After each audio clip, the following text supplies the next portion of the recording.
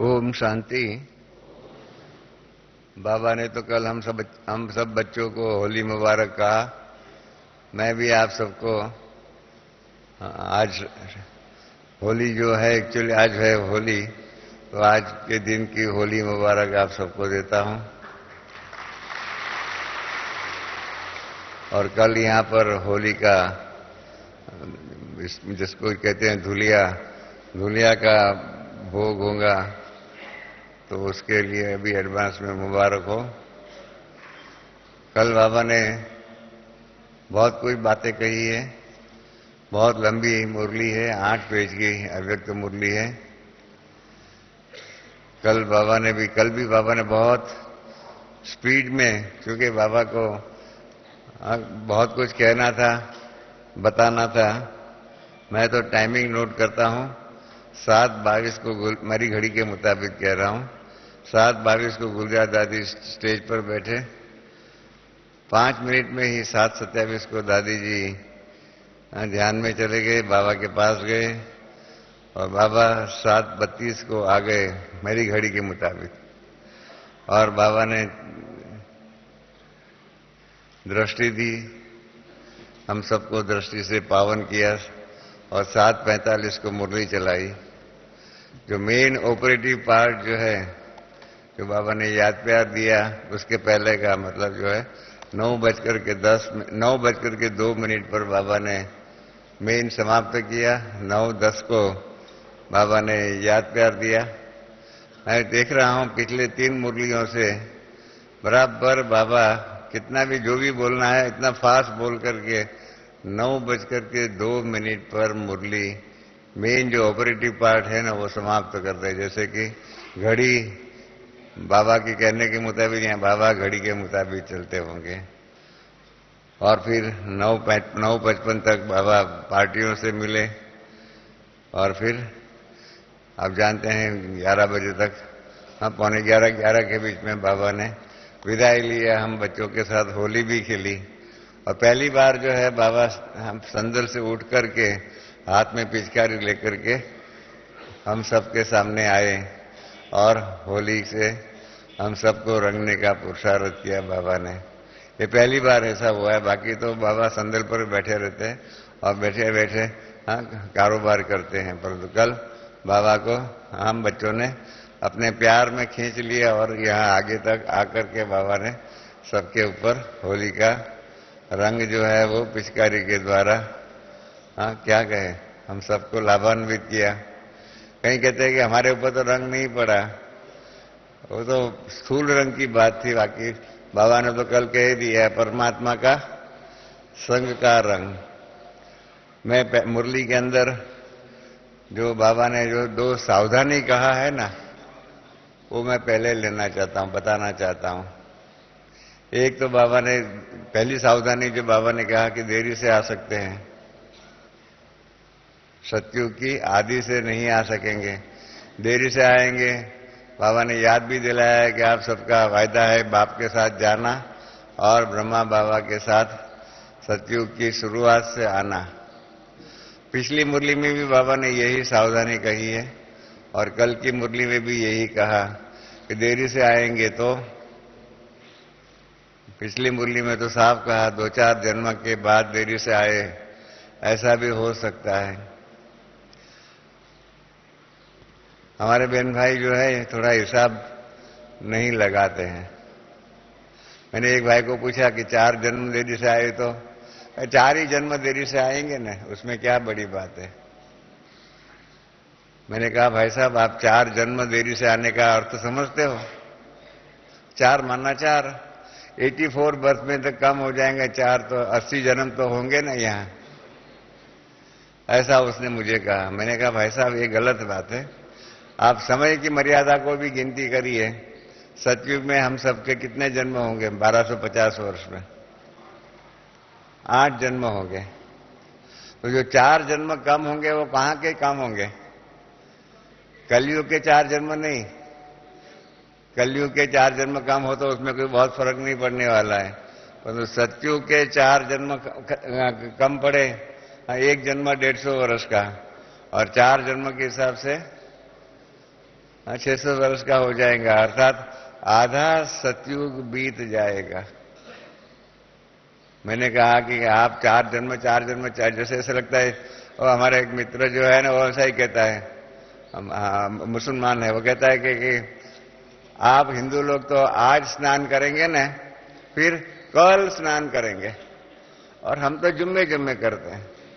ऐसा बोलता है कि जैसे कि जुम्मे जुम्मे करते हैं, माना दिन में 10 बार करता होगा, और हम आज करते हैं और उसके बाद फिर कहते हैं कल करेंगे, जैसे कि 2 दिन के बीच में 2 साल का गैप होगा, ऐसे ही बात करते हैं। ऐसे ही बाबा ने बहुत हल्के नमूने में कह दिया है कि 2 जन्म, 2 जन्म माना 1/4 सतयुग चला जाएगा। 8 जन्म में से 2 जन्म चले गए माना 1/4, 3 जन्म चले गए माना 37% सतयुग चला जाएगा, और 4 जन्म चला गया माना 50% सतयुग चला जाएगा।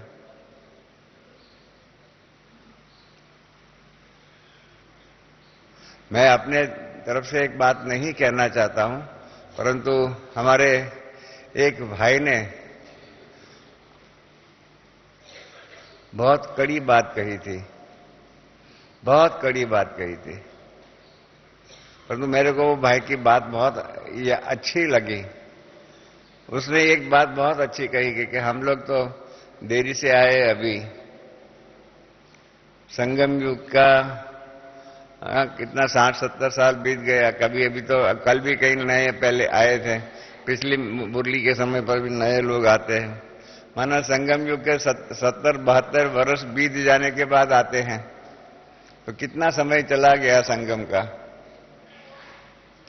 अब तो समाप्ति के नगारे बज रहे हैं। तो उस भाई ने बहुत सुंदर एक कठिन बात कही थी कि संगम युग में जो देरी से आए हैं, मैं बोलूं उनकी बात, आप सबको बुरा लगेगा, परंतु वो भाई ने जो बोला है इसलिए मैं कह रहा हूं। उसने यही कहा कि संगम युग में भी हम देरी से आए, ये भी एक प्रकार की सजा है। क्यों नहीं हम संगम के आदि में आए? देरी से आए इसलिए एक प्रकार की सजा है, इसलिए हमें पुरुषार्थ में तीव्रता से करना पड़ेगा, ताकि हम सतयुग में भी देरी से न आए। इसलिए सतयुग के में जल्दी से आना, शुरू से आने के लिए, पुरुषार्थ के लिए उसने ये इसी दृष्टिकोण से ही कहा कि हमें तीव्र पुरुषार्थ करना पड़ेगा। पिछले कई मुरलियों में बाबा ने यही कहा है कि टू लेट का बोर्ड नहीं लग गया, उसके पहले आ जाओ। बाबा टू लेट की बातें हमने इसके किताब छपाई हुई है, आप लिटरेचर डिपार्टमेंट से ले सकते हैं। टू लेट की बात 1971 से बाबा कहते आए हुए। हमारी उस किताब में हमारे गांधीनगर के भाई बहनों ने, बाबा ने इतने 71 से माना 69 से पहली बार 71 में टू लेट शब्द कहा हुआ है। कब कब बाबा ने अव्यक्त मुरली के अंदर टू लेट कहा हुआ है, वो सारी किताब छपी हुई है। इनसे आपको मालूम पड़ जाएगा कि बाबा जो है वो लेट आने वाले को याद दिला रहे हैं। उसके पहले के मुरली में भी बाबा ने जो कहा है कि अभी पुरुषार्थ का समय बीत गया। जब बाबा ने कहा ना पुरुषार्थ का समय बीत गया, तो मुझे भी मन में संकल्प चला, तो अभी क्या, कौन सा समय है? तो बाबा ने कहा अभी तीव्र पुरुषार्थ का समय है। बाबा ने ये भी कहा कि अभी चलने का समय खत्म हो गया, अब दौड़ने के या उड़ती कला का पुरुषार्थ की ही जरूरत है।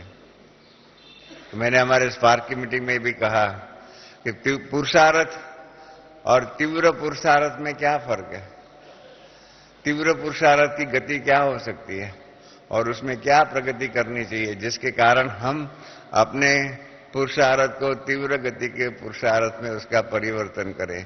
या हमारा चलने की जो स्पीड है, उस चलने की स्पीड को दौड़ने के या उड़ती कला के अंदर कैसे पुरुषार्थ के द्वारा परिवर्तित करें।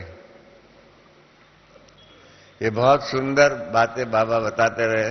समय की मर्यादा कल भी बाबा ने बताई, और दूसरी जो सावधानी जो है वो तो बहुत कड़ी बात कह दी है बाबा ने। हमारे आज तक बाबा ने ये बात नहीं कही है, आज तक। मैं तो इतना समय से मुरली को अभ्यास कर रहा हूं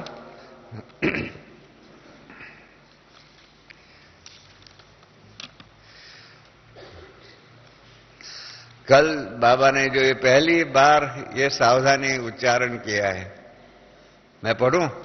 आप सबने सुना तो है फिर भी। बाबा ने कहा लक्ष्य बहुत अच्छा ले आए, लेकिन अभी कहां कहां लक्ष्य और लक्षण में अंतर आ गया है। अब बाबा ने कठिन शब्द कहा हुआ है, बाप दादा को सब पता है लेकिन नाम नहीं लेते। बाप दादा को सब पता है लेकिन नाम नहीं लेते। कभी वह भी समय आएगा, कभी वह भी समय आएगा जब बाबा नाम दे देंगे कि ये फलाना देखो, ये फलाना भाई, नाम सहित बाबा कहेंगे। आज तक तो क्या है, बाबा हमारी गलतियों को प्रसिद्ध नहीं करते। तो बाबा ने कल पहली बार ओपनली कह दिया मुरली के अंदर कि कभी वह भी समय आएगा। आप विचार करो, हर एक अपने आप से पूछे, हमारी गलती के कारण बाबा हमारा नाम प्रसिद्ध करे, वो आप सबको पसंद है? हर एक अपने व्यक्तिगत जीवन से पूछे कि बाबा संदल पर, स्टेज पर बैठ करके कह दे कि फलाना भाई या फलानी बहन ने ऐसा किया है और ऐसा हमारा नाम प्रसिद्ध करे। अच्छी बात में प्रसिद्ध करे वो तो अच्छी बात है, पर तो गलतियों के रूप में, सजा के रूप में हमारा नाम प्रसिद्ध करे, ये मंजूर है? कोई है यहाँ जिसको ऐसा बाबा उसका नाम प्रसिद्ध करे, वो मंजूर है? कोई भी है ऐसा? कल बाबा ने पहली बार ओपनली कह दिया कि अभी तक तो बाबा नाम नहीं लेते हैं, कभी ये भी समय आ जाएगा। मतलब आ जाएगा माना आएगा। ये मत समझो कि बाबा नहीं करेंगे। बाबा को जो कहना होता है और जो करना होता है उसका पहले से ही सूचना कहो, सावधानी कहो, हम बच्चों को दे देते हैं। फिर भी बाबा ने कह दिया कल, बाप दादा ने देखा है कि मेजोरिटी संघ देश में बहुत आते हैं और उनकी खुल की भी दिल खाती है, करना नहीं चाहिए, लेकिन संघ का रंग, बाप का संघ का रंग कम लगता है, इसलिए वह रंग लग जाता है। बाप दादा फिर भी सभी बच्चों को प्यार देकर कहते हैं, अपना वर्तमान और भविष्य निर्विघ्न बनाओ, संग दोष में नहीं आओ। संग दोष में आ जाते हो, टेम्पटेशन है, संग दोष में नहीं आओ, हद की प्राप्तियों के आकर्षण में नहीं आओ, क्योंकि बाप दादा को तरस पड़ता है कि ये कहता तो मेरा बाबा है मगर करता क्या है। इसलिए आज होली के दिन ऐसी ऐसी बातें समझदार बन के जला दो, फिर भी टू लेट का बोर्ड से आगे बदल जाओ। बाप दादा मदद करेंगे, लेकिन किसको मदद करेंगे? सच्ची दिल को ही मदद करेंगे, क्योंकि साफ दिल मुराद हासिल। करके देखो दिल से, सच्ची दिल और मुराद हासिल नहीं हो, ये हो नहीं सकता है। आप समझे कितनी स्पष्ट रूप में सावधानी। मैं हमेशा ही मानता रहता हूं, आप सब मानते हो या नहीं मानते हो मुझे मालूम नहीं है। तो मेरा मानना है कि बाबा आस्ते आस्ते आस्ते आस्ते, जो बाबा का चौथा स्वरूप है ना, 3 स्वरूप तो आप जानते हैं, परम पिता, परम शिक्षक और परम सद्गुरु। और चौथा स्वरूप क्या है? धर्मराज। तो आस्ते आस्ते आस्ते बाबा बड़ी युक्ति से, लॉजिकल और युक्ति से आस्ते आस्ते आस्ते आस्ते अपना धर्मराज का स्वरूप प्रकट कर रहे हैं। आप सब मानते हो? आप सब मानते हो ना, बाबा आस्ते आस्ते अपना धर्मराज का स्वरूप प्रकट कर रहे हैं। तो इसलिए हम बाबा धर्मराज बन जाए पूर्ण रूप से। उसके पहले, क्योंकि अभी दो मुरली के पहले की मुरली में कह दिया है, मुझे साथ में तो ले जाने का है, मुझे सभी बच्चों को साथ में तो ले जाने का है, चाहे प्यार से चाहे मार से। याद है? वो भी बाबा ने धर्मराज के रूप में बोल दिया, मुझे साथ में तो सबको ले जाने का है, चाहे प्यार से चाहे मार से। मार से मना कैसे? धर्मराज की पुरी में ही मार मिलने वाला है, और तो कहां मिलेगा ही नहीं, मिलेगा और कहां भी नहीं मिलेगा। तो इसलिए, परंतु कहीं ऐसे महारथी होते हैं। मैं आपको बताऊं, एक भाई ने मुझे कहा कि बाबा के पास मैं धर्मराजपुरी में जाऊंगा। मैंने कहा अच्छा भाई, आपको धर्मराजपुरी में क्यों जाने की इच्छा है? कहा 2 बातों के कारण मुझे धर्मराजपुरी में जाने की इच्छा है। मैंने कहा बताओ। कहा कि इसी बाने एक पूरी जो है, एक पूरी कंप्लीट पूरी है, धर्मराज की सजाएं कैसे होती है, वो धर्मराजपुरी देखने को तो मिल जाएगा। और दूसरा कहा कि ब्रह्मा बाबा को तो हमने साकार रूप में देखा नहीं, तो धर्मराजपुरी में तो ब्रह्मा बाबा बैठा होगा, मम्मा बैठी हुई होंगी, और भी हमारे जो भी बड़े पहले गए हुए वो बैठे हुए होंगे, उनको वहां देखने को तो मिल जाएगा।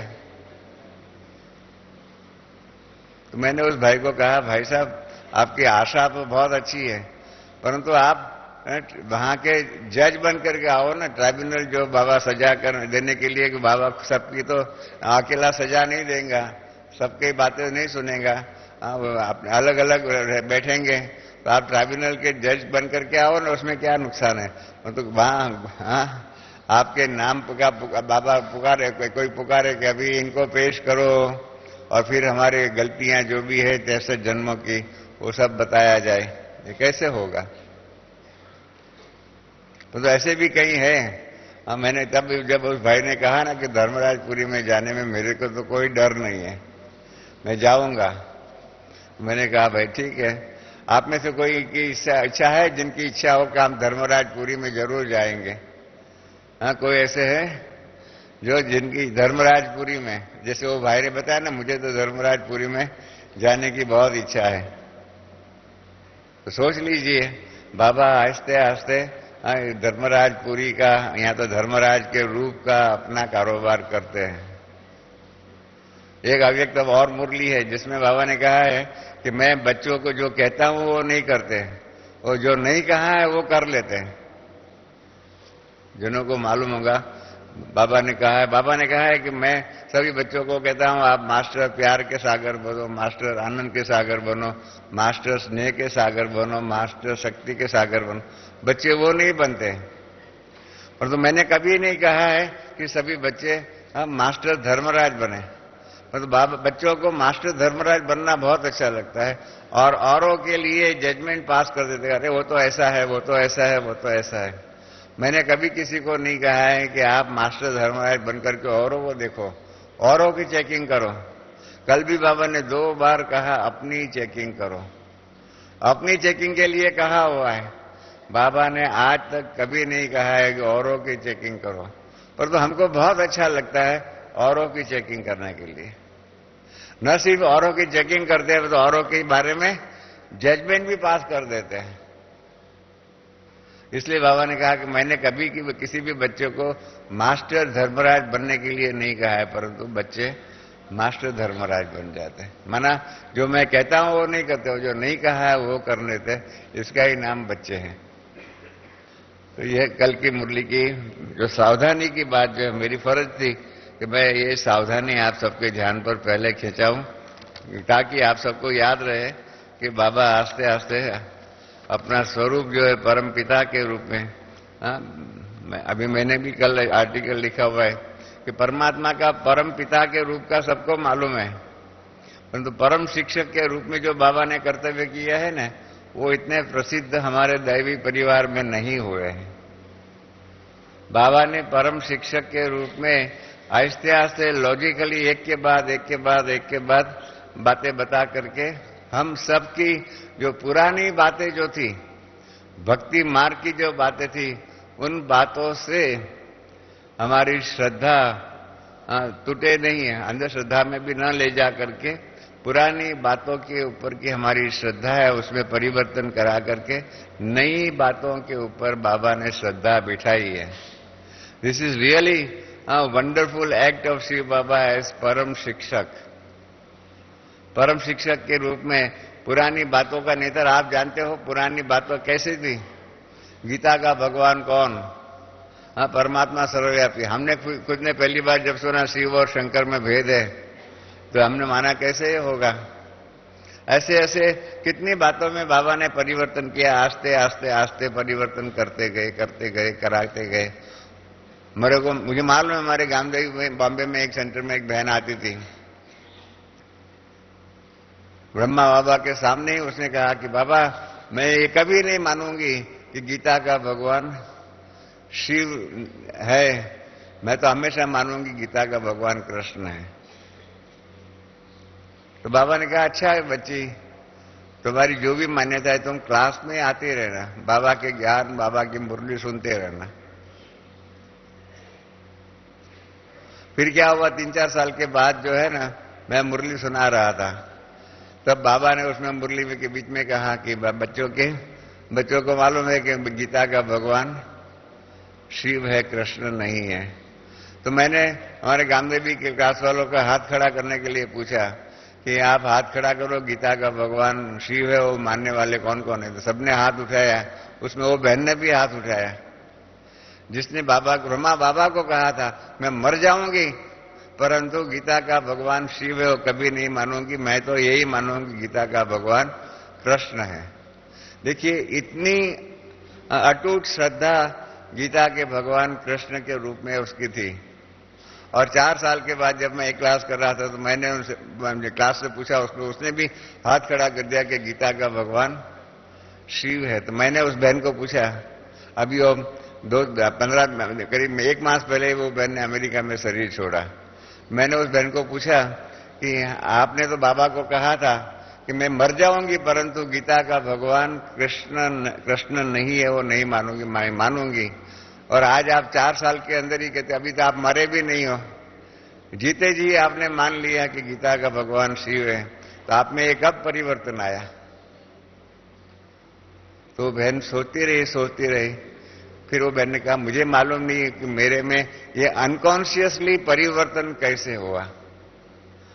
हम सब के अंदर बाबा ने परम शिक्षक के रूप में ऐसा सुंदर अनकॉन्शियसली हमारी पुरानी मान्यताओं में परिवर्तन किया है कि उसका धक्का हमको नहीं लगा है। ट्रेन की पटरी में ट्रेन जो जाती है ना, वो भी पटरी चेंज करती है तो ठकाक करके आवाज होता है। ऐसा हमारे दिल में कोई भी इस प्रकार का ठका ऐसा भी नहीं हुआ। और बाबा ने बड़ी युक्ति से परम शिक्षक के रूप में आस्ते आस्ते आस्ते सब बातें प्रस्तुत करते करते आज तक हमको इस भूमिका के ऊपर लेके आए। इसलिए मैंने लिखा भी है कि शिव बाबा का और ब्रह्मा बाबा का परम पिता के रूप का इतिहास सबको मालूम है, परंतु परम शिक्षक के रूप का किस प्रकार से आस्ते आस्ते ज्ञान की ये बात नहीं आई, कैसे कैसे परिवर्तन होता रहा हमारी मान्यताओं में, विचारधाराओं में। और कितना सुंदर वो परिवर्तन किया कि हमें मालूम भी नहीं पड़ा कि हमारी पुरानी मान्यता कहाँ चलेगी, कैसे सूर्य की रोशनी होती है और अंधकार कैसे दूर हो जाता है। इस प्रकार से ज्ञान सूर्य के प्रकट होने से हमारी पुरानी अंधकार की माया की जो बातें जो है, पुरानी धर्मों की शास्त्रों की मान्यताएं जो है ना, वो चली गई। बहुत सुंदर है दृष्टिकोण है। और इसलिए परमात्मा का मैंने लिखा भी है उसमें कि परम शिक्षक के रूप के कर्तव्य की कहा, आदिदेव के रूप में, चाहे इंग्लिश में चाहे हिंदी में, आदिदेव की जो किताब छपी हुई उसमें परम पिता के रूप के कर्तव्यों का ज्ञान है, परंतु परम शिक्षक के रूप में ये स्वरूप नहीं है। क्योंकि शुरुआत की बातें थी, शुरुआत में बाबा को पुरानी बातों से श्रद्धा नई बातों में लाना था। तो कितनी सुंदर दृष्टिकोण से लॉजिकल ये बातें कही है। मैंने उसमें एक मिसाल भी दिया हुआ है आर्टिकल में कि बॉम्बे के अंदर एक विद्वान वक्ता थे। उस विद्वान वक्ता ने महाभारत के पात्रों के ऊपर प्रवचन किया था। तब उसने पहले दिन अनाउंस किया था कि मैं महाभारत के पात्रों को सच्चाई के आधार पर उनके बारे में बताऊंगा, सच्चाई के बारे में, सच्चा इतिहास बताऊंगा। और जब भीष्म पितामह और द्रोण के बारे में उनका कैरेक्टर के लिए प्रस्तुति किया तब उसने कहा कि द्रौपदी वस्त्राहरण जब हो रहा था तब राज्य सत्ता के दास बन करके भीष्म पितामह और गुरु द्रोणाचार्य जो है वो आंख बंद करके बैठे रहे, एक शब्द भी नहीं बोला दुर्योधन को या कर्ण को। इस प्रकार से ऐसे ऐसे समाज के बड़े राज्य सत्ता के दास बन गए थे। ऐसा मतलब उन्होंने महाभारत के 2 पात्रों के बारे में कहा। जब उन्होंने ये कहा तो उसके बाद, उनके प्रवचन के बाद मैं उनके पास गया और मैंने कहा कि आपने तो पहले दिन कहा था कि मैं जो भी है सत्य इतिहास रखूंगा, तो आज आपने झूठे इतिहास के आधार पर भीष्म पितामह और गुरु द्रोणाचार्य के जीवन को उनका कलंकित रूप क्यों बताया? क्योंकि आप जानते हैं, हमने कहा कि हम सब जानते हैं कि द्रौपदी वस्त्राहरण महाभारत में हुआ ही नहीं है। द्रौपदी वस्त्राहरण महाभारत में हुआ ही नहीं है। 8वीं सेंचुरी 8वीं सदी में भट्ट नारायण करके एक नाट्य लेखक, जो नाट्यकार जो था, उसने वेणी संवारम करके नाटक लिखा और उस वेणी संवारम नाटक के अंदर पहली बार द्रौपदी वस्त्राहरण का प्रसंग उसने नैरेट किया है। और उसकी प्रस्तावना प्रीफेस में लिखा है, मैं जानता हूं कि इतिहास में जो बातें नहीं बनी है वो मैंने बताई हुई है, इसलिए उसने लिखा है कि इतिहासकार मुझे माफ कर दे, परंतु लोगों के अंदर भारत की ये जो आदि ग्रंथ जो है उसकी सब फिर से पढ़ना शुरू करे, इसलिए मैं ये लिख रहा हूं। तो मैंने उस विद्वान वक्ता को कहा कि आज आपने जो प्रसंग बनाए नहीं महाभारत में और 8वीं सदी में वो प्रक्षिप्त है, उसके आधार पर भीष्म पितामह और गुरु द्रोण को क्यों ऐसा बदनाम किया? तो उसने कहा कि लोगों की जो जिस बात के ऊपर प्रचलित श्रद्धा होती है उसको तोड़ने का मुझे कोई अधिकार नहीं है, क्योंकि अगर मैं नई बातों पर श्रद्धा नहीं बैठा सकता हूं और पुरानी टूट गई तो श्रद्धा शून्य समाज हो जाएगा। ऐसा 14वीं सेंचुरी में क्रिश्चियनिटी में हुआ, ऐसा उन्होंने कहा।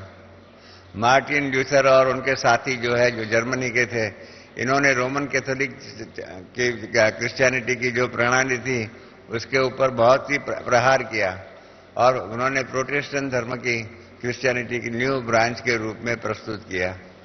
नई ब्रांच के ऊपर वो श्रद्धा नहीं बिठा सके, इसके कारण श्रद्धा शून्य समाज हो गया। इन्होंने कहा मार्टिन ल्यूथर ने जो गलती किया ऐसा मैं नहीं कर सकता हूं। तब मैंने उस विद्वान वक्ता को कहा कि ब्रह्मा कुमारी में तो परमात्मा जो भी अंधश्रद्धा की बातें हैं जो हुई नहीं है, ऐसी बातें भी बता करके लोगों की श्रद्धा पुरानी बातों से निकाल करके नई बातों में ट्रांसफर करते हैं। तब उस विद्वान वक्ता ने मुझे कहा, मैं जानता हूं, मैंने ब्रह्मा कुमारी के साथ उनका इतिहास और मैं इन सब बातें जानता हूं। मैं जानता हूं कि परमात्मा में ही वो शक्ति है जो पुरानी अंधश्रद्धा की बातों से श्रद्धा निकाल करके नई बातों में श्रद्धा बिठा सकता है। मनुष्य में वो ताकत ही नहीं है कि पुरानी अंधश्रद्धा की बातों को निकाल दे। तो बाबा ने ये करके दिखाया है कि परमात्मा परम शिक्षक के रूप में, कि जो परमात्मा ने आकर के नई नई बातें सुनाई। कितनी नई बातें हैं, आप लिस्ट निकालो तो 1000 से भी ज्यादा बातें निकल आएंगी जो बिल्कुल नई बात थी। हम कलयुग के बारे में यही समझते थे, कलयुग अब तो बच्चा है, 40,000 वर्ष पड़ा हुआ है, कल की अवतार होगा। दशावतार के बारे में हमको बताया गया है, राम कृष्ण कब हो गए, वो सारी बातें बाबा ने बताई है। कितनी बातें नहीं बताई हुई, और ये नई बातें, हाँ, नहीं तो धक्का लगता है। मेरा एक मित्र है, वो पहली बार क्लास में गया, सेंटर पे गया 7 दिन का कोर्स के लिए। तो पहली बार जो है ना, जब बहन ने उनसे सवाल पूछा कि आपको कितने बाप है, तो उसने कहा कि बहन ने जब सवाल मुझे पूछा ना, आपको कितने बाप है, तो मुझे लगा कि मैं एक बहन को एक चमाट लगा दूं। कितने बाप होते हैं यह पूछने का सवाल है? सबको एक ही बाप होता है। माँ के बारे में हो सकता है, एक सगी माँ होती है, सौतेली माँ होती है, ऐसे माँ के बारे में होता है, बाप तो एक ही होता है। परंतु बहन ने उसको लगा कि कुछ इस सवाल में कुछ है, इसलिए वो सुनता रहा। फिर वो बहन ने बताया कि आपका लौकिक पिता है, जिसका दूसरा है जो आप मंदिरों में जाते हो तो हमें माता च पिता तमें कहते हो, तो परमात्मा भी आपका पिता है, तो पिता का उसका ज्ञान नहीं है, ऐसा करके बताया। तब उसको लगा कि देखो मैंने शांति से ये बात सुनी तो कितना अच्छा हुआ। तो ऐसे मतलब परम शिक्षक के रूप में परमात्मा के जो दिव्य कर्तव्य है ना, उसको दुनिया के सामने प्रकट करना चाहिए और उसी दृष्टिकोण से यज्ञ का इतिहास फिर से लिखना चाहिए। ये मुंह है, ये बात के ऊपर विचारधारा चल रही है। अव्यक्त बाप दादा से भी ये पूछा गया है और अव्यक्त बाबा ने भी इसके बारे में कहा है कि ऐसा मतलब सोचो, ऐसा इतिहास कैसे कैसे समय प्रति समय बाबा ने ज्ञान की नई नई बातों को इंट्रोड्यूस कर करके पुरानी बातों से श्रद्धा ट्रांसफर नई बातों के ऊपर किया है। कितना सुंदर तरीके से बाबा ने दिव्य कर्तव्य किया है, बहुत सुंदर। आपको जब उसके ऊपर सोचेंगे, आपका अपने जीवन में देखिए पुरानी मैं खुद ही अपना बताऊं, मैंने जब ब्रह्मा बाबा से सुना परमात्मा के ड्रामा के बंधन में बंधा हुआ है, तो मैंने कहा बाबा मैं ऐसे परमात्मा को नहीं मानता हूं जो ड्रामा के बंधन में बंधा हुआ है। मैं तो शास्त्रों के उस परमात्मा में मानता हूं जो कर्तुम अकर्तुम अन्यथा कर्तुम है। इसलिए मैंने कहा बाबा आपको क्या मालूम, परमात्मा तो इतना महान है, इतना श्रेष्ठ है, जो चाहे वो कर सकता है, जो ना चाहे वो नहीं कर सकता है, अर्थात ड्रामा से ऊपर है, ड्रामा के बंधन से मुक्त है। वर्मा बाबा ने मुझे आस्ते से इतना प्यार से कहा, बच्चे ऐसा कोई भगवान ही नहीं है, तो मैं इसके बारे में कैसे आपको बताऊं, ऐसा कोई परमात्मा ही नहीं है जो कर्तुम अकर्तुम अन्यथा कर्तुम हो। शास्त्रों में हम मानते रहे, आज वही हमारी श्रद्धा जो है आस्ते आस्ते बाबा ने परिवर्तित किया। महाभारत के बारे में लोकमान्य तिलक जो है, इन्होंने भी लिखा हुआ है कि पहले जय नाम का ग्रंथ हुआ, पीछे विजय नाम का ग्रंथ हुआ, पीछे भारत नाम का ग्रंथ हुआ, पीछे बाद में महाभारत में ग्रंथ हुआ, और उसके अंदर बातें प्रक्षिप्त होती गई और 8वीं सदी के बाद गीता भी जो है श्रीमद् भगवत गीता वो महाभारत में प्रक्षिप्त हुई है। ऐसा इन्होंने और सातावल्लकर जी ने लिखा हुआ है। आपको मालूम है महाभारत में 14 प्रकार की गीताएं हैं, 14 गीताएं, सिर्फ एक महाभारत में भगवत गीता नहीं है, 14 प्रकार की गीताएं, और सभी एक के बाद एक ने हर एक ने अपने अपने विचारधारा के आधार पर उसमें प्रक्षिप्त करते गए। बहुत बड़ा भारी धर्मों का इतिहास है और ये इतिहास, और बाबा ने इन सब के ऊपर से हमारी श्रद्धा निकाल करके ईश्वरीय ज्ञान और योग के ऊपर श्रद्धा बिठाई। कल भी बाबा ने बताया, बहुत हमारी जो स्पार्क विंग का और साइंस एंड इंजीनियर्स विंग के लिए कहा कि पहले उनको प्राप्ति की अनुभूति कराओ, प्राप्ति का ज्ञान दो, और उसके बाद वो आगे चलता जाएगा, उसके बाद उसको आगे बढ़ाते जाओ। तो इस प्रकार से कल बाबा ने बहुत सुंदर सुंदर बातें कही हुई है। बाबा ने होली के बारे में शुरुआत भी किया। बाबा पहला महावाक्य जो उच्चारण करता है उसके अंदर जो बात कहते हैं उनसे लग जाता है कि सारा मुरली का कंसंट्रेशन उस बात के ऊपर होगा, जिसमें बाबा ने कहा आज होलीएस्ट बाप अपने होली बच्चों से होली मनाने आए हुए हैं। इसमें सब कुछ आ गया, इस मुरली में क्या होने वाला है, क्या आने वाला है, वो आ गया। होलीएस्ट बाप अपने होली बच्चों से होली मनाने आए हैं। एक ही होली शब्द है और 3 अलग अलग स्वरूप में और संबंधों में बाबा ने यूज किया है। बाप ने अपने को भी होलीएस्ट बाप करके उसमें भी होली शब्द है। फिर होली बच्चों को, हम बच्चे भी होली है उसके, और होली मनाने के आए। एक ही ये है बाबा की, बाबा साहित्य का स्वामी है, he is a master in literature also, और ये स्पोकन लिटरेचर है। मैं लिखता हुआ मुझे मालूम है स्पोकन लिटरेचर बनाना बहुत कठिन है।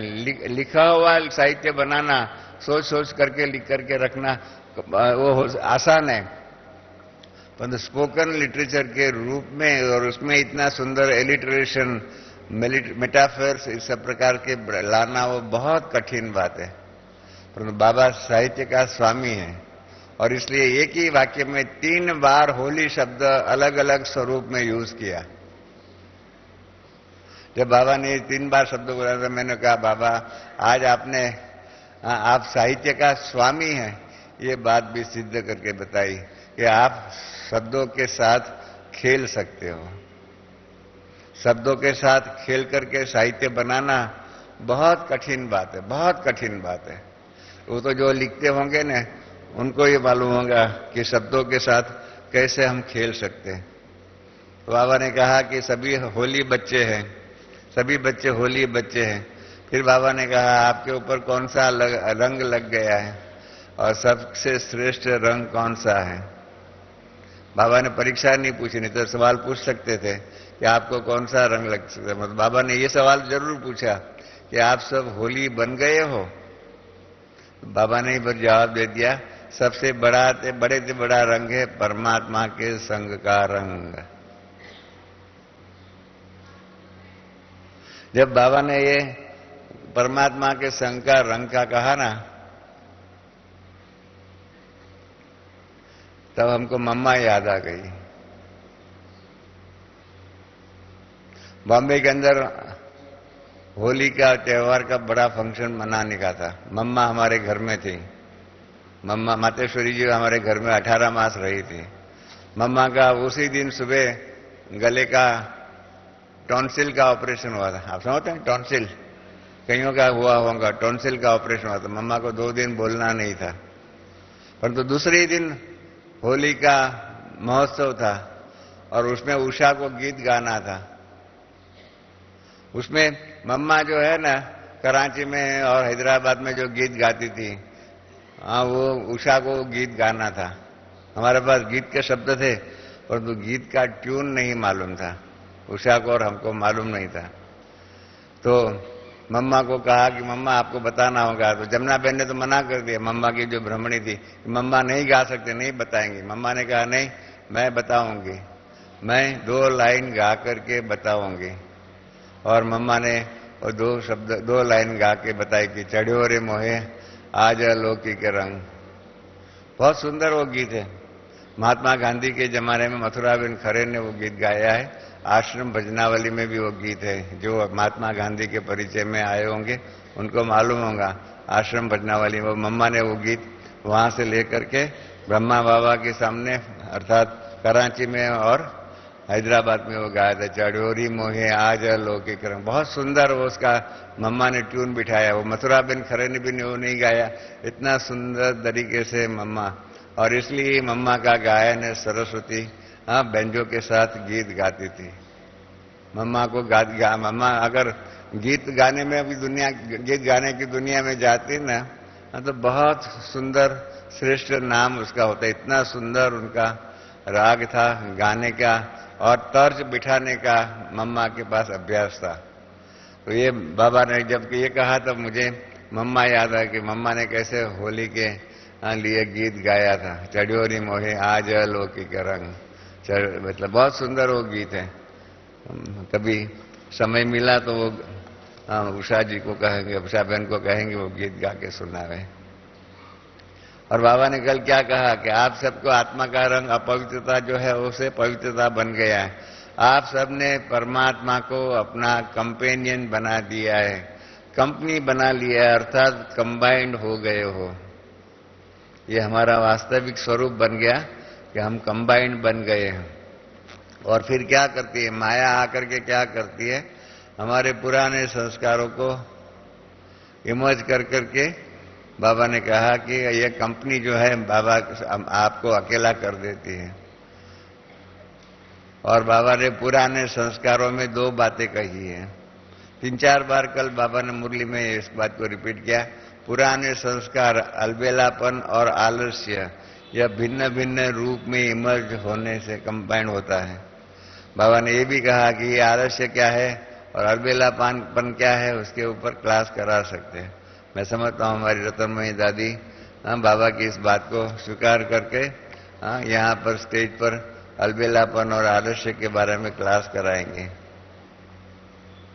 और फिर बाबा ने बाबा का संग का रंग के साथ और कौन से रंग लगते हैं ना, वो भी बाबा ने कहा हाँ कि आपके ऊपर ज्ञान का रंग, शक्तियों का रंग और गुणों का रंग, वह भी बाप आपके ऊपर लगाता रहा है।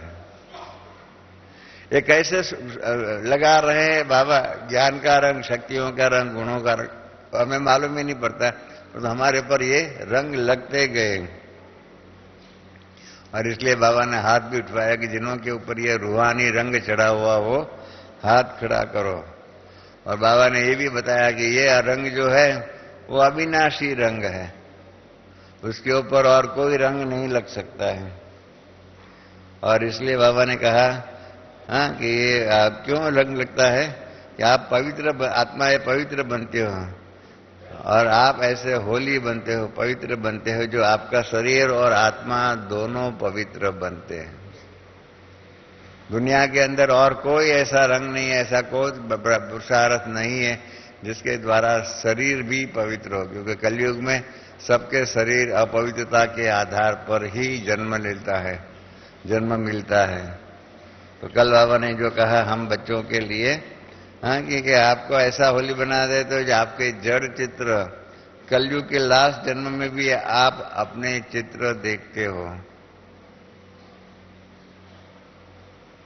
जब बाबा ने कहा ना कलयुग के लास्ट जन्म में भी आप अपने चित्र देखते हो, तब हमको याद आया कि हम 74 में लुसाका गए हुए थे।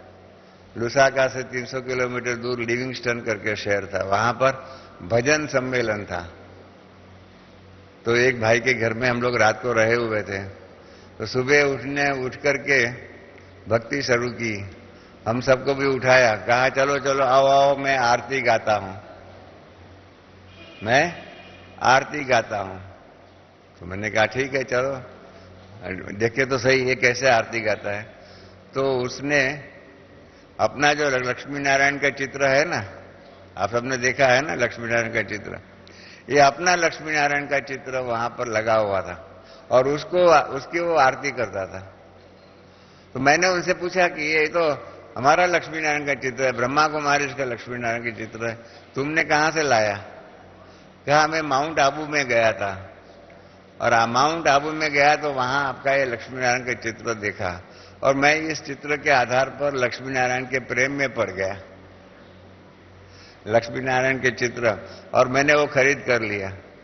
और मैंने देखा मेरे पास भी पुराना लक्ष्मी नारायण का चित्र था, परंतु वो इतना पावरफुल नहीं था। आपका ये लक्ष्मी नारायण का चित्र बहुत पावरफुल है।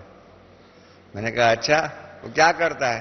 कहा ये चित्र के आगे जो भी आप रखो भावना, मेरे को ये चाहिए, मेरे को ये चाहिए, मुझे ये चाहिए, आपका ये चित्र जो है ना मेरी सभी भावनाएं पूर्ण करता है। आप समझा? आपका ये लक्ष्मी नारायण का चित्र जो जिस चित्र की हमें इतने पड़ी नहीं है, इतने प्रदर्शनी में इतने हजारों चित्र है, उसमें ये लक्ष्मी नारायण की भी होता है। तो वो भाई ने बताया कि आपका ये लक्ष्मी नारायण के चित्र हमारी सभी मनोकामनाएं, भावनाएं आदि पूर्ण करता है।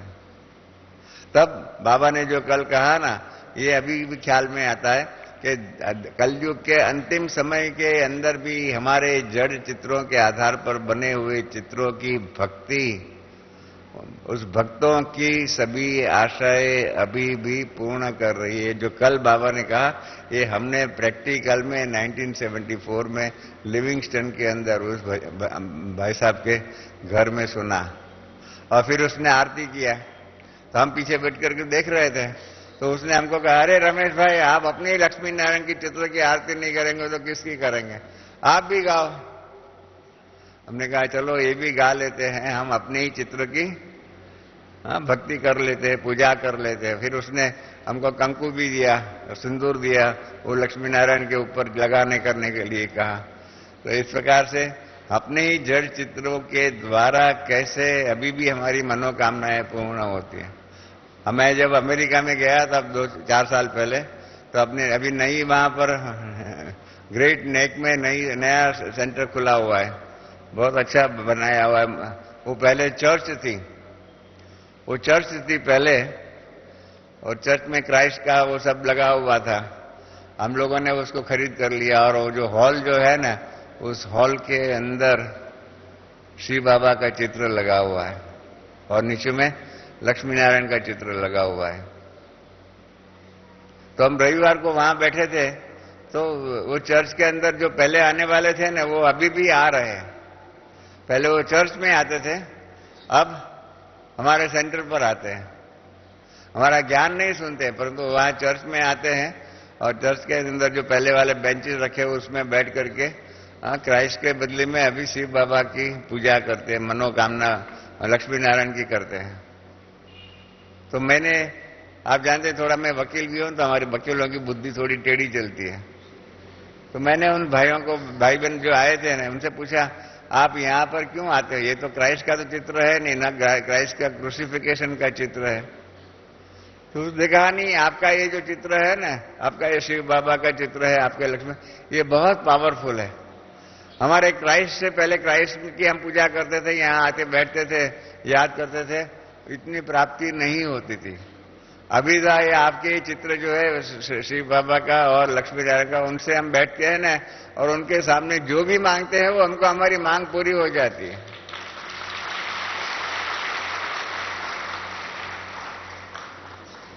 ये हकीकत है, हमने अनुभव उनके मुख से सुना कि हमारी जो भी मांगे हैं, जो भी भावनाएं, जो भी इच्छाएं, ये सब आपके ये चित्र जो है, शिव बाबा का चित्र है, लक्ष्मी नारायण का चित्र है, हमारी मांगे पूरी कर देता है। मैंने कहा देखिए, बाबा अभी भी कलयुग के अंत में भी हमारी जड़ यादगारों के द्वारा अभी भी लोगों की इच्छा पूर्ति कर रहा है। तो अब जब हम चेतन में होंगे तब हमारा ज्ञान क्या होगा? सोचो इसके ऊपर। और बाबा ने कल भी कह दिया कि आपके आप कितने जो महान आत्मा है, जो भी है धर्मात्मा है, जो भी है, उनकी भी मंदिर नहीं बनता है और हमारा मंदिर बनता है। जब बाबा ने कहा ना हमारा मंदिर बनता है, तब मुझे ख्याल में आया, आज के ही अखबार में है, आज के ही अखबार में, कल के अखबार, आज के अहमदाबाद में महात्मा गांधी का स्टेच्यू बना करके रखा है, खुले में रखा है, और उसके अंदर जो है ना महात्मा गांधी के चश्मा जो है ना, वो चश्मे लगाए हुए हैं। मालूम नहीं कौन ऐसा एक चोर है, उसको महात्मा गांधी के चश्मे के साथ ही प्यार हो गया है। वो जितनी बार नया नया चश्मा लगाते हैं ना, वो वो चश्मा चोरी हो जाता है। स्टेच्यू ऐसा ही रहता है, स्टेच्यू की तो चोरी नहीं हो सकती है, परंतु महात्मा गांधी के चश्मे की चोरी हो जाती है। महात्मा गांधी के चित्र के ऊपर या स्टेच्यू के ऊपर छतरी भी नहीं है, इसलिए कौवे भी बैठते हैं, चूहा भी होता है, सब कुछ होता है, सब प्रकार की गंदगी होती है। और जब गांधी जयंती आने वाली होती है ना, उस दिन स्टेच्यू की सफाई होती है। बाकी ऐसा ही 12 मास जो है, 365 दिन जो है, 365 दिन में एक दिन कम, 364 दिन जो है ना, वो पशु पंखियों का, इन सब का आश्रय स्थान बन जाता है। न कोई उनकी पूजा करता है, न कुछ नहीं होता है। और हमारे जड़ चित्रों की, मूर्तियों की अभी तक भी पूजा होती है। तो देखो, जब ये बातें देखते हैं तब लगता है कि हमारा भाग्य कितना श्रेष्ठ है। और जब हमारा श्रेष्ठ भाग्य ऐसा भाग्य विधाता बना रहा है, तो वो भाग्य विधाता कितना महान होगा, ये हकीकत है।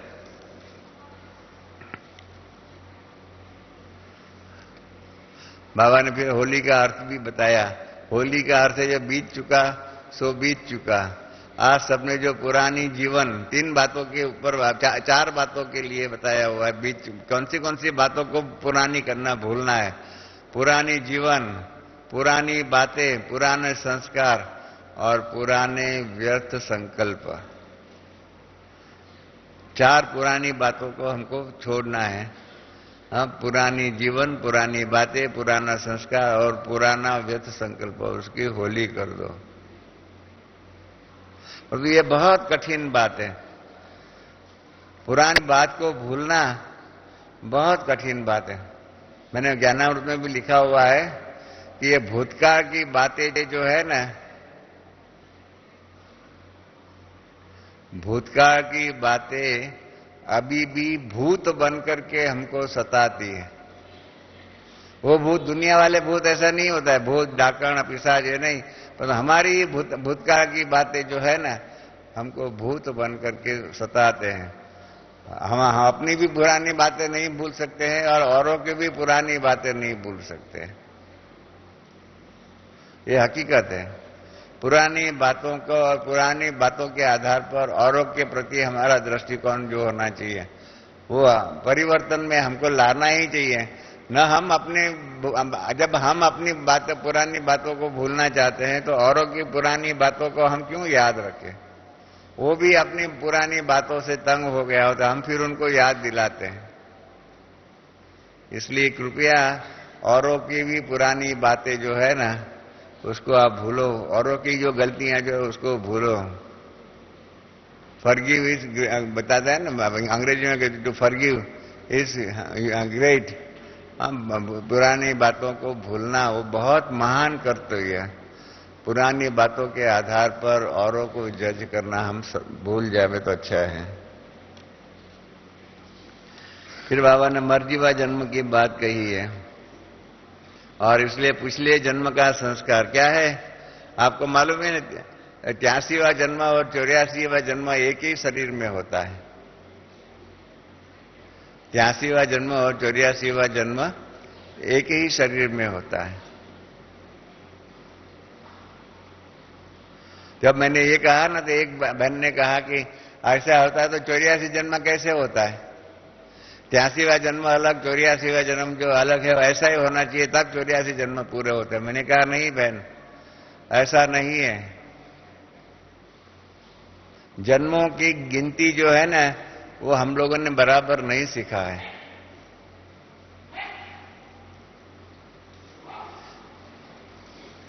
आप हम सब जानते हैं बाबा हमको 21 जन्मों का वर्षा देता है, बराबर है? 21 जन्मों का वर्षा देता है, वो तो मालूम है ना। वो कौन से 21 जन्म? मैं थोड़ी आपको जन्मों की गिनती बताऊं। 8 जन्म सतयुग के और 12 जन्म त्रेता के, कितना हुआ? 20 जन्म हुआ। तो 21वां जन्म कहां गया?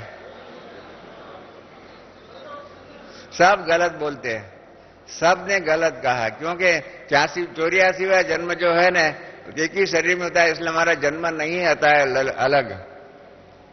इसलिए 84वां जन्म जो है ना वो 84 वो अलग है। कारण 83 और 84 जन्म एक ही है। जो 21 जन्म जो है ना,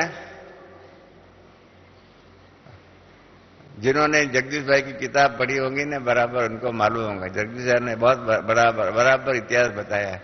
सतयुग त्रेता में हमारा कितना जन्म होता है? गायन हो गया है 8 जन्म और 12 जन्म, 20 जन्म। आप गिनती करो, एक जन्म की सतयुग में एवरेज जन्म है 150 वर्ष की, बराबर एक आयु, एक एवरेज आयु। तो 8 और 12 मतलब 150 जन्म से 1200 जन्म होता है, 1200 वर्ष होता है। 50 वर्ष वहां बच गए, बराबर है। और त्रेता युग में एवरेज आयु 100 वर्ष की, 12 जन्म तो 1200 वर्ष हुआ। तो 50 वर्ष यहां भी बच गए। 50 वर्ष सतयुग के और 50 वर्ष त्रेता के, तो वो 100 हुआ ना। तो इसके कारण वो एक जन्म एक्स्ट्रा होता है, वो 21वां जन्म है, न कि संगम युग का। संगम युग का जन्म हमारा 83वां और 84वां मिक्स है। इसलिए प्लीज ये कभी ऐसा नहीं मानना 84वां जन्म और वो एक जो 21 जन्म में एक जन्म जो है ना संगम युग का है, वो गलत बात है। हिसाब करेंगे ना तो जगदीश भाई ने हिसाब करके लिखा हुआ है 21 जन्म सतयुग के ही, सतयुग त्रेता के ही 21 जन्म है। फिर से बताता हूं, 8 जन्म सतयुग का 1200 वर्ष, 12 जन्म त्रेता का माना 1200 वर्ष, 1200 और 1200 2400 वर्ष हुआ। 2500 वर्ष का सतयुग त्रेता युग है, 100 वर्ष बच जाता है। वो इसके कारण एक जन्म वहां पर एक्स्ट्रा होता है, इसलिए 21 जन्म हो जाता है। और इसलिए बाबा कहते 21 जन्मों का राज्य भाग्य जो है आपको देता हूं। संगम युग के अंदर जो हमारा जन्म है वो 83वें जन्म में ही है। इसके कारण तो बड़ी प्रॉब्लम होती है। आपको मालूम है क्या 84वें जन्म में हमारा पिता जो है वो शिव बाबा ब्रह्मा बाबा है। आप डिवाइन कॉन्स्टिट्यूशन पढ़ना, डिवाइन कॉन्स्टिट्यूशन में लिखा हुआ है कि ब्रह्मा बाबा हमारे पिता है और मातेश्वरी हमारी मदर है, और उसके आधार पर हमारा ये दैवी परिवार है। इसके आधार पर हमारा ये दैवी परिवार है। और ये दैवी परिवार की परिभाषा जो डिवाइन कॉन्स्टिट्यूशन में बाबा ने लिखा है वो हमको बहुत मददगार बनती है। देखो बाबा की हर बात में पीछे रहस्य होता है। हमारे राजस्थान के अंदर, नहीं तो राजस्थान पब्लिक ट्रस्ट एक्ट है, इस राजस्थान पब्लिक ट्रस्ट एक्ट के अंदर हमें नहीं तो यज्ञ को रजिस्टर कराना पड़े। यज्ञ बना प्रजापिता ब्रह्मा कुमारी ईश्वरी विश्वविद्यालय। तो सारी दुनिया के अंदर बाकी सब जगह पर अलग बातें हैं, परंतु राजस्थान पब्लिक ट्रस्ट एक्ट में ही एक नई बात है कि राजस्थान पब्लिक ट्रस्ट एक्ट में वही संस्था को रजिस्टर करनी पड़ेंगी जो सरकार से ग्रांट लेती होंगी या सरकार से कोई न कोई बेनिफिट लेती होंगी या पब्लिक से डोनेशन लेती होंगी। तो हम सब जो भंडारी में रखते हैं ना, तो उसके आधार पर हमारे पास चैरिटी कमिश्नर की नोटिस आई है राजस्थान पब्लिक ट्रस्ट एक्ट के अंतर्गत, उसको देवस्थान कमेटी कहते हैं, और इन्होंने कहा आपको इसमें रजिस्टर कराना पड़ेगा। और ये कानून इतना खराब है कि अगर हम उसमें रजिस्टर्ड हो गए ना, तो हमारी संस्था बाबा के विश्वविद्यालय की जितनी भी इनकम है उसका 2% वहां पर सरकार को देना पड़े। साल का आज के हिसाब से 70-80 लाख रुपया देना पड़े।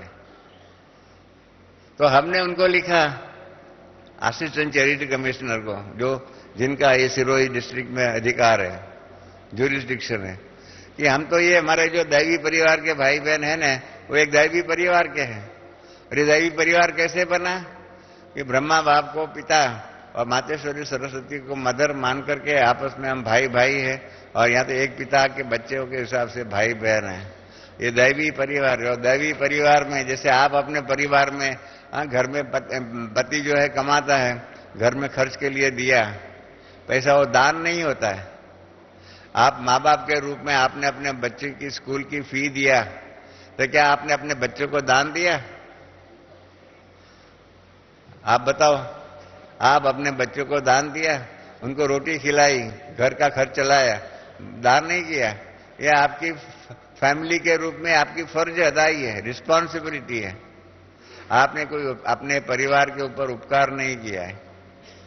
तो उसी हिसाब से हम कहते हैं कि हमारा ये डिवाइन फैमिली है, बेस्ड ऑन ब्रह्मा बाबा है स्पिरिचुअल फादर, अलौकिक फादर और मातेश्वरी, और उसके आधार पर हम आपस में ये दैवी परिवार के सदस्य हैं, और उसी के आधार पर अपना परिवार चलाने के लिए यहाँ देते हैं। It is not a donation from public, because you are not a member of public, you are a member of a divine family. आप सब मानते हो ना, आप दैवी परिवार के सदस्य, ऐसा तो मानते हो? तो दैवी परिवार के सदस्यों ने उस परिवार को चलाने के लिए जो दिया वो दान कैसे होगा? तो असिस्टेंट चैरिटी कमिश्नर ने मान लिया कि बराबर है, आप पब्लिक से डोनेशन नहीं लेते हो, इसीलिए आपका ये विश्वविद्यालय जो है राजस्थान पब्लिक ट्रस्ट एक्ट में रजिस्टर करने के लिए आप उसके लिए आपको इसका बंधन नहीं है। और इसके कारण क्या हो गया? ब्रह्मा बाबा की जो दृढ़ संकल्प था कि पांडव गवर्नमेंट कौरव गवर्नमेंट के आगे रजिस्टर्ड नहीं हो सकता है, वो आज भी 73 वर्ष हो गया है, तो भी ये बात सबके हम जो सब मानते थे वो राजस्थान सरकार को भी माननी पड़ी है। और ड्रामा अनुसार देखो, आज तक हमारी ये बात सबको मालूम है, फिर भी राजस्थान सरकार कानून में परिवर्तन नहीं कर करके हमको उसके अंतर्गत खींचने का प्रयत्न भी नहीं करती है। तो देखिए बाबा की हर बात में कितना गुह्य राज भरा हुआ है दैवी परिवार के रूप में। ये डिवाइन फैमिली की कंसेप्ट दुनिया में और किधर भी नहीं है। आप सभी भी भक्ति मार्ग में थे ना, आप सबने भक्ति मार्ग में या लौकिक दुनिया में किधर भी डिवाइन फैमिली का इस प्रकार का कंसेप्ट किधर भी सुना? ये यहाँ हकीकत है, ये मूर्तिमंत है। और असिस्टेंट चैरिटी कमिश्नर ने हमारा ये दैवी परिवार के कंसेप्ट को लीगल कंसेप्ट मान करके हमें राजस्थान पब्लिक ट्रस्ट एक्ट में रजिस्ट्रेशन से मुक्ति दिया। तो कितनी हुई है, ये डिवाइन फैमिली की डेफिनेशन है।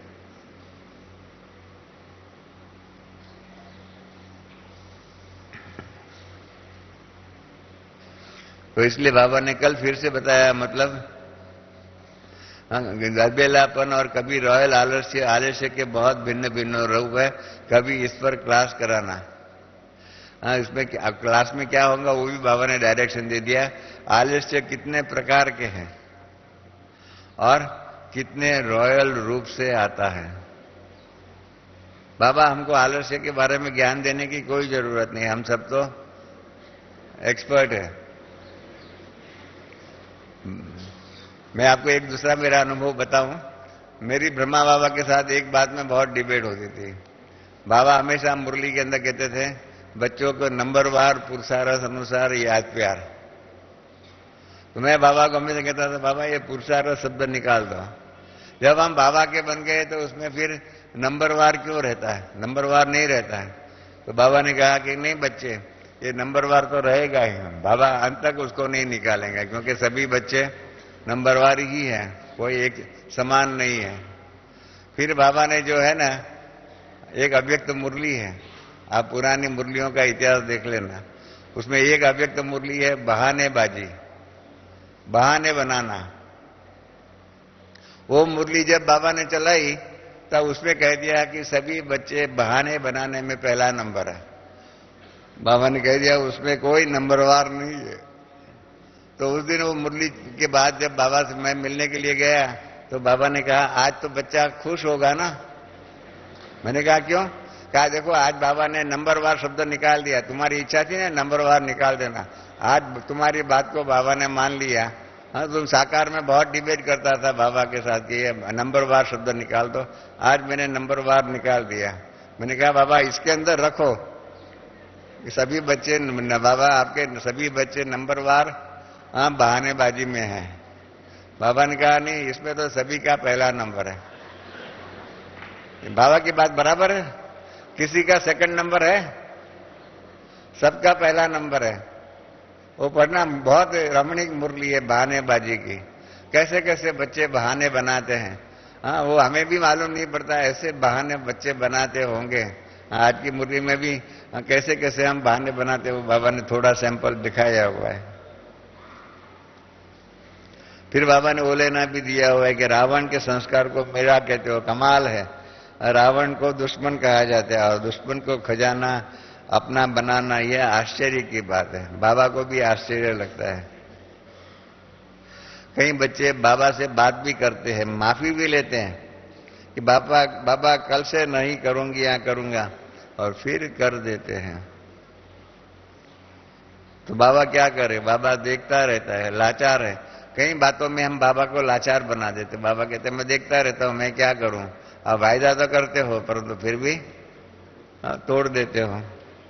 फिर बाबा ने कोकी की बात बताई और जानकी दादी ने भी बताया, जानकी दादी ने भी प्रयोग किया था कि कोकी जल गई धागा रह जाता है, ये हकीकत है। तो इस प्रकार से होली के बारे में भी बताया। मतलब बाबा ने कहा आपने यह त्योहार जो शास्त्र बनाने वाले हैं वो भी बाप के बच्चे ही है, लेकिन बाप दादा देखते हैं उन्हों की कमाल कम नहीं है। आटे में नमक है लेकिन बनाया बड़ा रमणीक है। हर त्योहार का आप देखो कितना सुंदर यादगार बनाया है, लेकिन कई बातें जो सूक्ष्म है उसको भी स्थूल रूप दे दिया है, लेकिन यादगार तो बनाया है। इसलिए बाबा ने कहा है, देखो कितना बाबा रहमदिल है कि बाप दादा यह सामग्री, ये त्योहार और शास्त्र बनाने वाले को भी उनका फल देते हैं। भक्ति में भी कुछ तो याद करते हैं और विकारों से थोड़े टाइम के लिए बच जाते हैं। फिर बाबा ने बाबा का रंग सदा ही रहे उसके लिए युक्ति एक बताई है और एक सीट दिया है, बैठने की जगह दिया है। उस सीट पर बैठ जाओ तो कभी भी गलती नहीं होगी। और बाबा ने उस सीट का नाम दिया है त्रिकालदर्शी बनना है ना। बाबा ने कहा त्रिकालदर्शी बनना, त्रिकालदर्शी के सीट पर बैठ जाओ, तीनों कालों को देखो, तीनों कालों में फायदा है या नुकसान है। कई बच्चे बड़े चतुर हैं, चतुराई सुनाओ, क्या कहते हैं, ऐसा काम को चलाना नहीं था इसलिए काम चला लिया, बाकी मैं समझती थी कि नहीं होना चाहिए लेकिन कर लिया। फिर तो बाबा ने इसलिए कह दिया अगर कर लिया तो फिर क्या होगा, उस कर्म का फल तो मिलेगा ही। इसलिए कभी भी बाप से चतुराई नहीं करना। कई बच्चे बाप को भी बहुत रिझाते हैं, गलती करते हैं ना, फिर बाबा को ऐसी ऐसी बातें सुनाते हैं। इसलिए बाबा ने कल कहा कि एक बात पक्का कर लो, दृढ़ संकल्प कर लो। और दूसरा बाबा ने डायरेक्शन है, अभी बाप से चतुराई नहीं करो परंतु हिम्मत रखो, हाँ करना ही है, गेंगे गेगे नहीं करो। और फिर बाबा की वो सावधानी आती है, वो मैंने पहले ही बता दिया। फिर एडवांस पार्टी की बाबा ने कल बातें बताई, मम्मा की, बाबा बड़ी दीदी की और दादी प्रकाशमणि की, तीनों की बातें बाबा ने बताई है पीछे में। हाँ, दादी ने बताया कर्मातीत बनना ही है, कर्मातीत होना ही है। मम्मा ने कहा कि सदा जो करना है सो आज करो, कल पर नहीं छोड़ो। और दीदी ने जो कहा कि अब घर चलना है, अब घर चलना है, यह आवाज कानों में गूंजना चाहिए, बार बार कानों में ये आना चाहिए। तो धून लगा दो, कर्मातीत तो होना है और अब घर चलना है। यह बोल बार बार श्रुति में लाने वाले समर्थ आत्माओं को बाप दादा का होली, बच्चों को होली की मुबारक। और साथ में सभी बाप दादा के पहले ही, मधुबन के गेवर के पहले सभी मुख खोला। हमारी ये कितनी खूबी है। आपको मालूम है क्या हुआ स्टेज पर? बाबा ने तो कल बना गेवर का, गेवर बना नहीं था क्योंकि होली का भोग तो कल लगने वाला है। बाबा ने जैसे ये कहा ना, हमारे टोली डिपार्टमेंट का आत्म प्रकाश भाई है ना, आत्म प्रकाश भाई ने फटाफट गेवर बना दिया। गेवर जाल जानते हो कैसा होता है? इतना गोल गोल मतलब होता है। हमारे वहां, हमारे गांव में तो बड़े, इतने बड़े बड़े गेवर होते हैं, फाफड़ा भी होता है, सब दोनों होता है। गेवर और फाफड़ा जो है चना बेसन की बनता है, और ये गेवर जो है वो मीठी चीज होती है। तो हमारे आत्म प्रकाश भाई ने कल बाबा ने ये मुरली में कहा, और बाबा को जब भोग स्वीकार करा रहे थे तो उस टाइम पर आत्म प्रकाश भाई टोली डिपार्टमेंट मतलब गेवर बना करके लेके आए और बाबा के सामने प्रस्तुत किया। कितना फास्ट एक्शन करना बहुत बड़ी बात होती है। एक बार ऐसा ही हुआ, हम दादी प्रकाशमणि ऊपर उधर क्लास करा रही थी अपना मेडिटेशन हॉल में, और दादी ने कहा कि आज मेरी दिल है कि सभी बच्चों को गुलाब जामुन खिलाओ। ऐसा मुरली के बीच में बोल दिया, और जैसे मुरली पूरी हुई ना, आत्म प्रकाश भाई मुरली के पश्चात इतना बड़ा थाल गुलाब जामुन लेकर के आए और कहा, दादी आपने मुरली के बीच में कहा ना कि आज मेरी इच्छा है मुरली सबको गुलाब जामुन खिलाना, देखो मैं बना करके लेके आया। हमारा कितना डिपार्टमेंट त्वरित गति से काम करता है, फटाफट बना करके लेके आए। उस दिन मतलब वहां पर ऊपर में पांडव भवन में सबको गुलाब जामुन दादी ने खिलाया, और यहाँ पर कल बाबा ने गेवर खाया, और जो भी है वहां स्टेज पर बैठे हुए तो थोड़े थोड़े उसको सबको चखा चुकी कराई। फिर भी बाबा ने कहा कि गेवर तो बाबा ने उलेना दे दिया कि आप कल भोग में भी गेवर तो ऊपर आया नहीं था, तो बाबा ने गेवर इमर्ज करके सभी को खिला दिया। ऐसा कल बाबा ने बता दिया। तो वो अभी कल भोग लगेगा तो उसमें आप सबको ये मिलेगा गेवर क्या है। मीठी चीज होती है, बहुत अच्छी होती है। तो बाबा ने कहा सभी मुख खोलो और गेवर खाओ। खाया तो सभी को बहुत बहुत पदम गुणा बाप दादा और एडवांस पार्टी के सभी बच्चों का याद प्यार और बाप की नमस्ते। ऐसा कर करके बाबा ने 9:02 पर 9:30 10 मिनट पर पूरा किया। फिर बाबा यूपी और पश्चिम बनारस और पश्चिम नेपाल के भाई बहनों से मिले हुए हैं।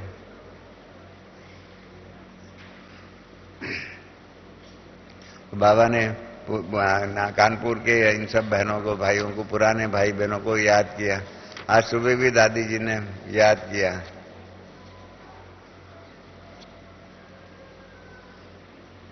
योग का गीत बज रहा है, हम 3 मिनट बाबा को याद करेंगे।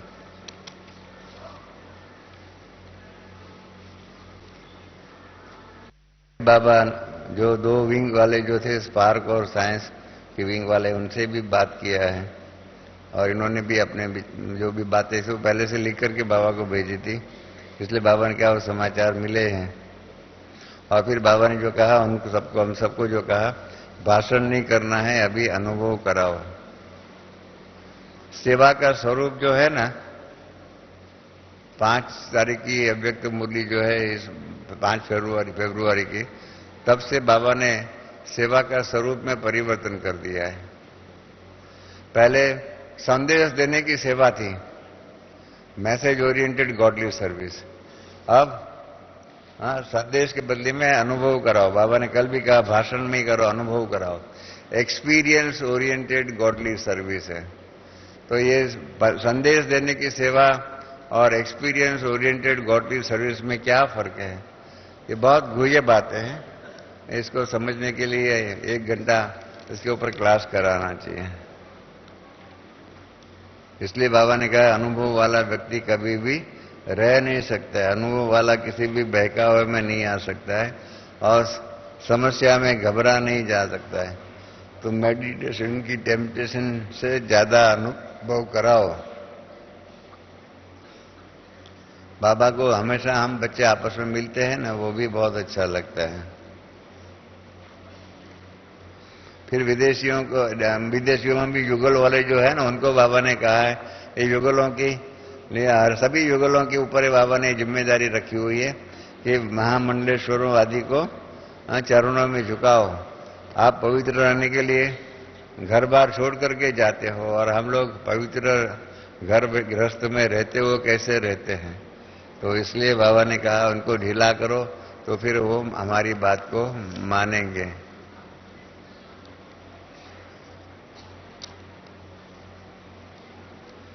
फिर विदेश की टीचर्स बहनों के साथ भी बात किया है, बहुत बड़ी बड़ी बातें, गुह्य बातें जो है। समान, बाबा ने कहा है सबको समान दो, रिस्पेक्ट दो, इस प्रकार से बातें कही हुई है। और फिर बाबा ने जो याद दिलाया कि बाबा नाम लेते हैं, नहीं लेते हैं, कभी समय आएगा वो नाम भी ले लेंगे। फिर दादियों से बात किया है, निर्मल शांता दादी से। कल दादी निर्मल शांता का बर्थडे था, तो बाबा ने उनको गले में माला भी पहनाई। शांतामणि दादी से, फिर हमसे भी बात किया, फिर वीआईपी ग्रुप से बात किया है। तो कनुप्रिया बहन जो आस्था चैनल वाली है, उनसे भी बात किया है। इस प्रकार से बाबा ने कल मुरली चलाई है, होली के रूप में। रमणीकता के साथ साथ ज्ञान भी बहुत अच्छी रीति दिया है। तो इस प्रकार से ये कल की मुरली है। उसके अंदर बाबा ने जो बात कही है, फरिश्ता स्वरूप धारण करने की, और फरिश्ता स्वरूप धारण करो। क्या है, 5 तारीख की अव्यक्त मुरली है ना, उसके अंदर मैंने आपको बताया ना, बाबा ने बहुत कुछ परिवर्तन कर दिया है। अब तक हम मानते थे ब्राह्मण सो देवता। 5 तारीख की मुरली में बाबा ने पहले कहा 3 स्वरूप। हम बच्चे जो ब्राह्मण बनते हैं, ब्राह्मण सो फरिश्ता और फरिश्ता सो देवता। बीच में एक स्टेज देवता से पहले और ब्राह्मण के बाद वो फरिश्ता रूप की डाली है बात। और उसके ही अंदर ऑपरेटिव पार्ट में कहा है बाबा ने कि अभी फरिश्ता स्वरूप की सेवा में धून लगाओ। फरिश्ता स्वरूप की सेवा में धून लगाओ। कल भी बाबा ने वो फरिश्ता स्वरूप का कपड़ा पहनने के 3 मिनट, 4 मिनट, 5 मिनट, 10 मिनट, इस प्रकार से वो फरिश्ता स्वरूप का ड्रेस पहनना, माना अपने आप को फरिश्ता रूप में स्थित करो। इस बात के ऊपर हम भाई बहनों का ध्यान नहीं गया हुआ है। और तो बाबा ने जो कल भी कहा, मनसा सेवा की बात कही, ऊपर दादियां आदि जो भी आती है मनसा सेवा करती, मन और बुद्धि की सेवा करती है। ये फरिश्ता रूप में भी यही बात आती है कि आप बच्चे फरिश्ते बन करके करो।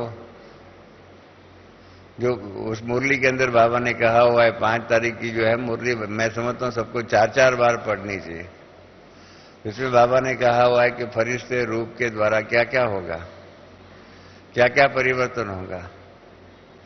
फरिश्ते के रूप के द्वारा बाबा ने कहा, जो आदि में कईयों को ब्रह्मा, बाबा ने कहा उसमें कि ब्रह्मा के बाप के अंदर परमात्मा ने प्रवेश किया, उसका साक्षात्कार बहुतों के होता था।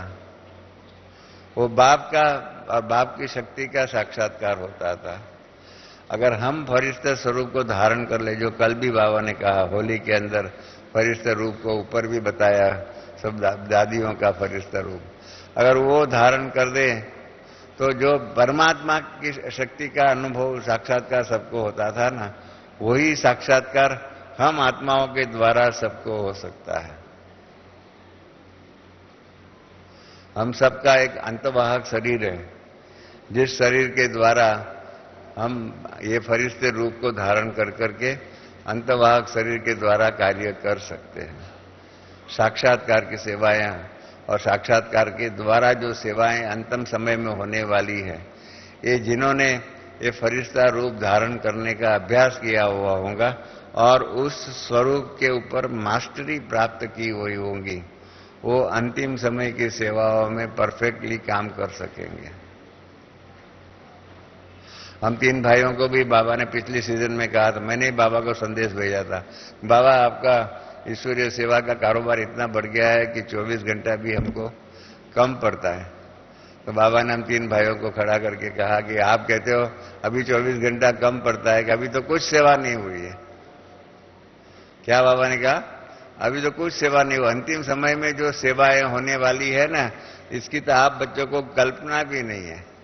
और आप इतनी थोड़ी सी सेवा है उसमें कह देते तो बाबा 24 घंटा कम पड़ता है, तो अंतिम समय की जो सेवाएं जो है उसको आप कैसे कर सकेंगे? और उसी टाइम पर सच्ची सेवा होने वाली है और अंतिम समय में ही सबका रिजल्ट निकलने वाला है। सब कुछ एक साथ में अंतिम समय पर होगा और इसलिए उस अंतिम समय की सेवाओं के लिए अब से पुरुषार्थ करके उसके लिए लायक बनो, उस अंतिम समय की सेवाओं के लिए। अभी भी समय पड़ा हुआ है, अंतिम समय की सेवाओं के लिए क्या पुरुषार्थ करना चाहिए उसके बारे में पुरुषार्थ करो, क्या मेहनत करो और अपना फरिश्ता स्वरूप के द्वारा उसकी धून लगाओ। बाबा ने 5 तारीख मुरली में साफ कहा है, मैं फिर से बोल रहा हूं कि अभी सेवा के अंदर फरिश्ता स्वरूप के द्वारा सेवा करने की धून लगाओ, क्योंकि यही धून, यही अंतिम समय के अंदर हमारा फरिश्ता स्वरूप, हमारा अंतिम शरीर को जो भी कहो, अंतवाहक शरीर जो भी कहो, इसके द्वारा हम सेवा कर सकेंगे। यही अंतिम समय की सेवा है, यही मनसा की सेवा है, इसी कारोबार को हमको धारण करना है। बाबा यही कह देंगे, जो इसको धारण करेंगे, जो इस सेवा के लिए अपने आप को लायक बनाएंगे, उनके ही द्वारा अंतिम समय की सेवाएं होंगी। इसलिए बाबा तो हम बच्चों को बता देते हैं फरिश्ता रूप का, और इसलिए बाबा ने कहा भी है सारे दिन में 3 बार 4 बार 5 बार, कल भी बाबा ने कहा इस फरिश्ता रूप को धारण करो। सभी हदों की बातों से ऊपर चले जाओ, फरिश्ता स्वरूप अपना वो दिव्य स्वरूप जो है, अंतर्वाहक शरीर जो भी, उसके द्वारा सेवा करने के लिए लायक बन करके पुरुषार्थ करो। तो ये अंतिम समय की जो सेवाएं जो है ना, क्योंकि अंतिम समय चल रहा है और इसलिए वो अंतिम समय बाबा भी मुरली में कहते हैं। कल भी हमारे पास आर्टिकल एक आया हुआ है ज्ञान अपना ईमेल में कि अभी अंतिम समय कैसे चल रहा है, उसके हम 7 कारण बता रहे हैं। लौकिक दुनिया वाले भी लिख रहे हैं कि अभी अंतिम समय विश्व परिवर्तन का चल रहा है, तो दुनिया वाले भी इसको मान रहे हैं। तो हमें तो बाबा का ज्ञान मिला ही हुआ है, हम भी जानते हैं अंतिम समय चल रहा है, तो उसकी सेवा के लिए क्या करना चाहिए, वो विधि सीखनी पड़ेगी। जो उस विधि को सीखेंगे ना और उसके मास्टर बन जाएंगे, एक्सपर्ट बन जाएंगे, वो अंतिम समय में अपना श्रेष्ठ भाग्य बना सकेंगे। इसलिए कल की मुरली का जो सार जो है ना, जो आपने को बताया ही है कि होली की विशेष सौगात फरिश्ता ड्रेस, जो हमारे राजू भाई ने मुरली का टाइटल में लिखा है, होली की विशेष सौगात फरिश्ता ड्रेस रोज बीच बीच में धारण करना और पुराने संस्कारों की होली करना। तो ये फरिश्ता ड्रेस जो है उसको रोज बीच बीच में धारण करो, रोज 3-4 बार धारण करो और अपने आप को फरिश्ते रूप के सेवा के लिए लायक बनाओ। तो क्या हो जाएगा, कल की मुरली जो सुना है ना वो सार्थक होगा। ओम शांति।